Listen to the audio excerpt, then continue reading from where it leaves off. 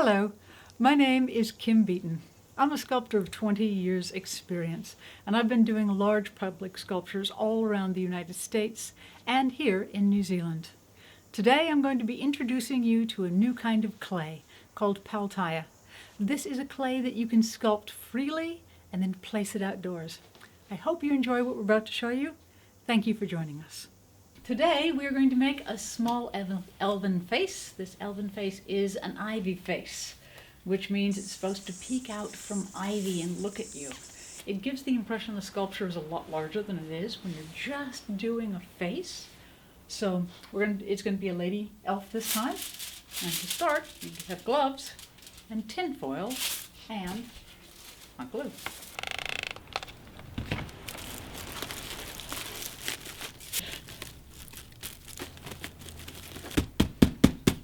So all the things are there present on the face that need to be in a skull, which is your forehead, your temple bones here on the outside. You've got your zygomatic arch here, wide cheekbones, points here, dental arch, chin, jawline, and the skull. Now we're going to start to put Pal Tiya onto this sculpture. You need a couple of things. For a sculpture of this size, it's good to have one of these, which is a really lovely old Kenwood chef. This is a bread dough mixer, often called a kitchen mixer. It's wonderful. You need Pal Tiya, some scoops. You need pretty much two tools.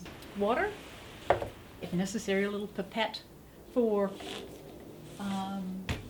dropping drips of water on. Spray bottle. Pretty much, and gloves. Do keep gloves on. Pal Tiya can dry your hands pretty fiercely, so always work with gloves. Now I'm going to mix up a batch and show you how that's done. I'm going to make a batch of about 4 cups. So it's 4 to 1.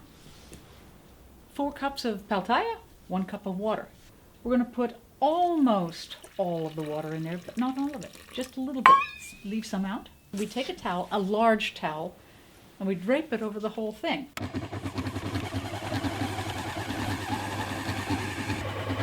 We let that run for about 30 seconds. Now we're going to watch this for a bit. It needs to mix for about 4 minutes. Yes, that's a really, this one is very, very soft.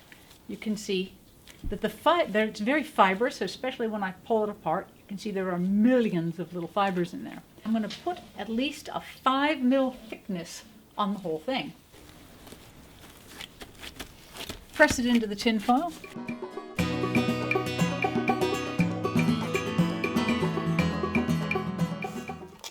Okay, this is now a slightly stiffer form of clay. You can see it's a less wet and it's a lot more robust. So this stuff is not like your usual mortar compounds. It is incredibly strong, but it's now stiff enough that the first one was softer so I could move quickly. Now we're going to slow down a little bit. It sits up in the upper corner like that. But we're making an elf gal. Her nose is here and her lips are there. You have to work quickly. Gives us eyelids. Okay, we're going to anchor that down to that 5 mil substrate. Put a mask there. And then you have the chin. This is a kidney. It is a soft rubber kidney-like shape. So a trowel and this one will probably give you almost everything you need. You can reach inside that eye and suddenly, quickly shape that radius. Ooh, like that. Fabric. And more importantly, it cuts like fabric.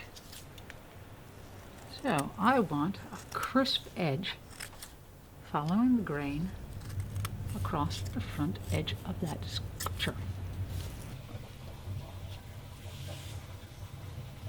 And eyes. And we're going to gently start to shift that out. I'm going to take this tool and I am going to drill a little hollow like that down inside there. So I now have a bright highlight buried in the center of a dark area. Everything is present. We've got the eyes well situated in their sockets, eyebrows, uniform nose. She's bilaterally symmetrical. We've got the dental arch that the lips wrap up and around on. These muscles go to either side. A distinct node, subtle little muscles there, ears, and a very, very textured hood. We are at this point done. And you can continue to tweak this again for another 2 hours. This, I think, has come out to be about a 2-hour process in toto, so it's not that hard. This is a lot of fun. This is the stuff that I really enjoy, and this will be loved by someone in their garden. So I do say, give it a go. Try it. This is fun.